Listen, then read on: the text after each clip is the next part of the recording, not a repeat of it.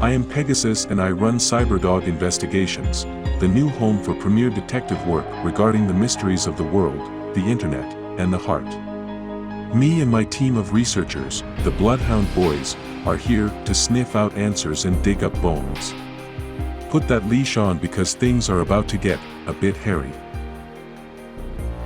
Tonight's discussion is a new angle on one of the oldest cryptid mysteries of all, Bigfoot. Bigfoot is a creature of immense legend and has been the subject of numerous documentaries and fictional movies. Sightings have been reported all over the country with varying levels of believability, and while the creature is generally denied to exist by the scientific community, oftentimes sightings are dismissed as either a staged hoax or simply a case of misidentification. Skeptics will claim sightings are actually large bears, apes, or tour managers. Whatever reason is given, the most common explanation proposed is often related to merely people projecting their desire for Bigfoot to be real onto otherwise easily explained situations. I am confident that there is something in this new development that can't be easily scoffed at, though. The jumping-off point for this begins at one of the most famous pieces of video footage. In October of 1967, two men in Northern California filmed an unusual creature. This film would be known as the Patterson-Gimlin tape. This recording is the source of many iconic images of Bigfoot. There is a ton of discussion and analysis on the film available, and I personally recommend doing some research if you haven't already.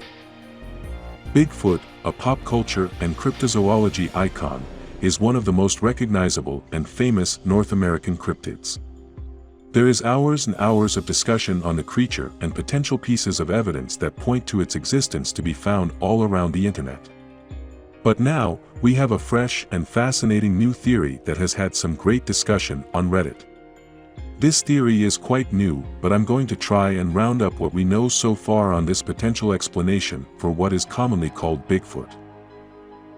Our story begins at the RBI subreddit. The purpose of this subreddit is as follows. The goal of the Reddit Bureau of Investigation is to use the power of Reddit to solve crimes or mysteries. The idea is an organized group of Redditors interested in solving crimes or mysteries and helping people in the process. Now, this mystery moved fast. Here is the thread that started it all, originally posted less than a day ago. I was just doing some research on the Patterson/Gimlin Bigfoot tape since I had seen the footage dozens of times probably, but didn't know much about the circumstances surrounding the event. Well, my dad watched a documentary with me and commented that he was at a Grateful Dead show in that area just 2 days after the film. Anyone have a comprehensive list of Bigfoot sightings? Don't imagine anything would show up, but what a weird correlation this could be. This post was met with a lot of praise and quickly sparked a brand new discussion on this age-old mystery. Many people chimed in with follow-up questions or to offer advice on what steps the OP should take next. Eventually, I decided to take matters into my own hands and just dive right into what I could find, starting with the Patterson film, shot in Bluff Creek, California. Not too far from Etna, California, where the Grateful Dead played just days before the incident. Let's dispel the most obvious issue with this coincidence. How could Bigfoot travel almost 80 miles in just a couple days if he doesn't have a car?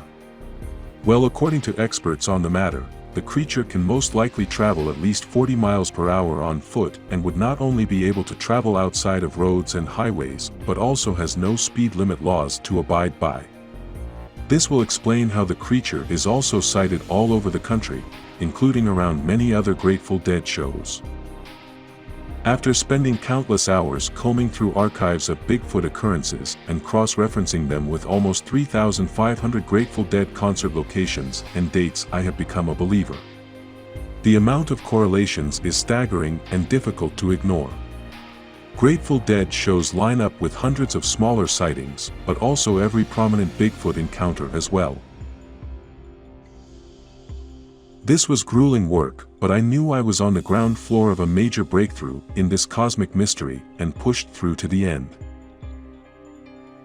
The first time a Bigfoot print was cast lines up with a March 1968 Dead concert.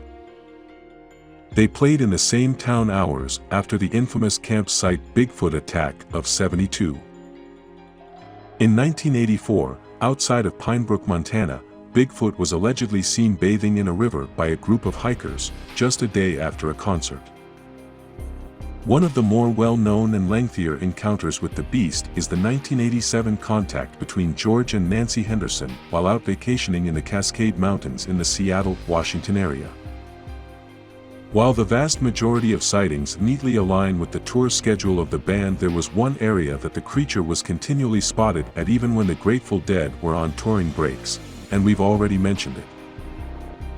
All roads point back to Etna, California, as the location Bigfoot has been seen numerous times and exclusively during moments the band were not playing shows elsewhere. According to real estate records I was able to find while searching the city archives in the basement of the Etna courthouse, as a young boy Jerry inherited a flour mill from a cousin who had passed away. Growing up, Jerry would be brought to this mill often by his parents, who were running it while Jerry was underage. As the story goes, the parents hoped that when young Jerry turned 18 he would take over what had then become the family business, but Jerry rebelled and took up music instead. It seems that maybe something during the height of Jerry's fame caused him to want to spend time at this childhood location when not on tour. Everything is coming together now, isn't it? What is Jerry hiding? Okay. Let us recap the stone-cold facts we have uncovered so far. Hundreds of Grateful Dead concerts line up in terms of location and date, with many Bigfoot sightings. Long hair. During the times that the band was not on tour, Bigfoot would be sighted almost exclusively in the small, private town of Etna, California. Jerry Garcia has ties to Etna from his childhood and even owns property there by way of inheritance. I understand that we are still lacking concrete evidence that really solidifies this in a way that elevates it above unusual coincidence. I am certain that most of you will be quick to point out that Bigfoot sightings have continued beyond the 1995 death of Jerry Garcia. Obviously, Jerry passed away over 20 years ago at this point, and while dozens of celebrities that we are told have died did actually fake their own death, I am confident that Jerry is truly gone, and the reason I think that is due to this next piece of evidence. One of my research assistants dug up a shocking piece of audio from one of the surviving band members responding to an article that claimed Jerry faked his death due to the pressure of his fame. This is what he had to say. Hey man, I hear the things people say, and I find it very poor taste. I watched my friend get buried. Heck, they even let me help embalm him. But I know Jerry's gone and people should let his memory rest.